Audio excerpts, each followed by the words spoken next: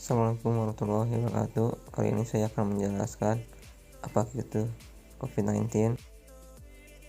Bermula dari kota Wuhan, tepatnya di Tiongkok, virus jenis baru ini telah menyebar ke berbagai belahan negara di dunia yang menyebabkan timbulnya penyakit coronavirus atau yang disebut dengan COVID-19.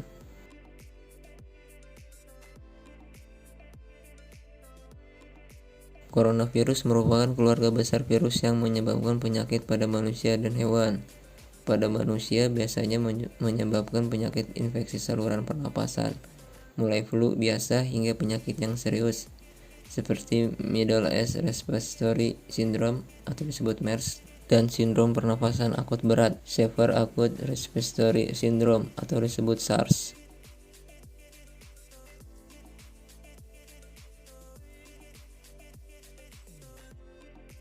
Begitu seseorang terinfeksi, virus corona akan berkembang biak pada saluran pernafasan bagian bawah. Pada saat ini, gejala pun semakin berkembang, yang diawali dengan demam dan batuk. Bagi kebanyakan orang, gejala ini tergolong cukup ringan dan bisa pulih hanya dalam beberapa waktu saja. Akan tetapi, bagi sebagian lainnya, gejala ini justru akan semakin berkembang menjadi lebih parah, menyebabkan terjadinya pneumonia serius terutama ketika paru-paru mulai mengalami peradangan. Pada kasus ini, pasien COVID-19 membutuhkan alat bantu pernapasan untuk bisa bernapas. Adapun pada kasus lainnya yang lebih parah, dapat terjadi badai sitokin, yakni komplikasi yang menyerang sistem kekebalan tubuh dan dapat berujung pada kematian.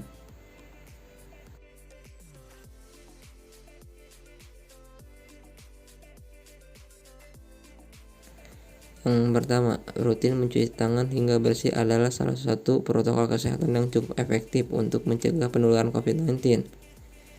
Untuk hasil yang maksimal, cucilah tangan setidaknya selama 20 detik beberapa kali sehari. Yang kedua, memakai masker. Pada awal pandemi COVID-19 tahun lalu, Organisasi Kesehatan Dunia atau WHO mengatakan bahwa penggunaan masker hanya direkomendasikan untuk orang sakit, bukannya orang sehat. Namun virus corona jenis SARS benar-benar baru sehingga protokol kesehatan bisa berubah-ubah seiring bergulirnya waktu. Yang ketiga, menjaga jarak. Protokol kesehatan lainnya yang perlu dipatuhi adalah menjaga jarak.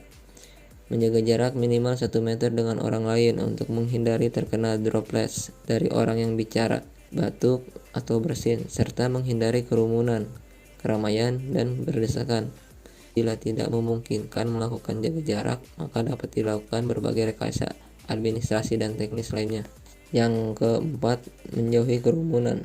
Selain 3 hal di atas, menjauhi kerumunan merupakan protokol kesehatan yang juga harus dilakukan. Menurut Kementerian Kesehatan Republik Indonesia, yang terakhir mengurangi mobilitas. Virus corona penyebab COVID-19 bisa berada di mana saja.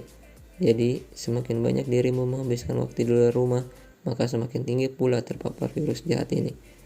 Oleh sebab itu, bila tidak ada keperluan yang mendesak, tetaplah berada di rumah.